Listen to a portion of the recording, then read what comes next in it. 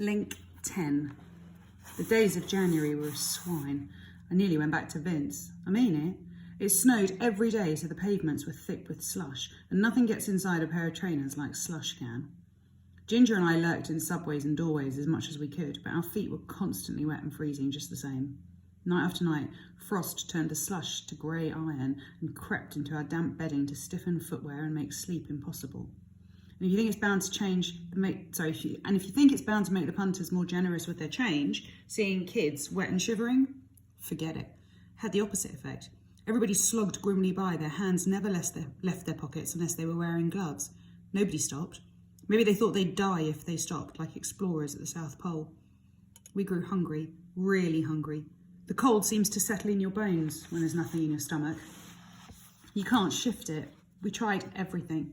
Stamping our feet, running on the spot, blowing into our hands, huddling together in the subway. It was no use. All we could do was keep moving through sleepless nights and days that merged into one until we no longer knew what day it was or whether it was morning or evening. One time, Ginger borrowed a marker pen from an old news vendor and printed a couple of placards which read, "Non-alcoholic homeless, please help." He said you had to put non-alcoholic because people seldom gave to winos. We sat in the subway somewhere with our feet and our legs in our sleeping bags and the placards on the muddy tiles. But he might as well have put "evil, shiftless baby kicker after your dosh," for all the good it did us. We stood on raw feet for hours outside various hostels, but there were always hundreds of kids and we never got a bed. I started hallucinating. For hours at a stretch, I thought I was back on Captain Cook's fetid hulk. In lucid moments, I'd gladly have given my right arm to be there, but I knew the captain wasn't interested in right arms. Once we'd been turned away from a hostel, we'd make our way back to one of the stations, King's Cross or St Pancras mostly, to wait for the Sally Army. The walk would keep us from hypothermia, and the Sally Army came around about midnight with soup or sandwiches. It was free grub, so there was always a mob, but we usually scored a butty apiece or a mug of soup, and that's what kept us alive until February came and the thaw. Oh, by the way, if you're wondering why I wasn't attending job interviews all this time, I can enlighten you. My clothes were sodden rags. My fingernails were long black claws. I had matted hair down to my shoulders and I stank. I wanted work, all right. I would have killed for it, but I knew I hadn't a hope in hell of being taken on in that condition. I wouldn't have hired me.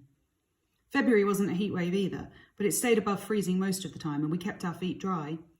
Tapping got a bit easier too. Not easy, but easier. I imagined I was becoming streetwise, but I should have known better. I should have realised it was being with Ginger that was making things easy for me, but I didn't. Not until this day I'm going to tell about. The day Ginger vanished. It began like any other day. We woke in our doorway when it was still dark, packed our gear and went for some coffee. We were dossing near Camden Station and there was this all-night cafe called the Brasilia where we'd sit warming up until it got light and we could start tapping. Anyway, this particular morning Ginger said, "I'm meeting some mates down Holborn Way this morning, so I'll see you later, okay?" I said, "Sure." I didn't know who these mates were or when he'd fixed it up, but it was obvious he didn't want me along and I wasn't going to argue.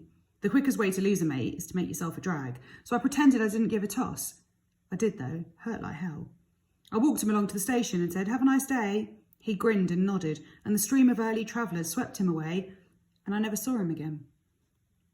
I spent the day trailing up and down the high street tapping. It was cold and blustery, but dry. I kept thinking about Ginger, wondering what he was doing with his mates in Holborn and why he hadn't wanted me along. Maybe he's a dealer, I thought. Smack and crack, ecstasy. Maybe he's got this rich bird, an heiress or something, and they're shacked up right now in a luxury penthouse pad, tearing up lobsters and swilling champagne. I wasn't seriously worried. Not then.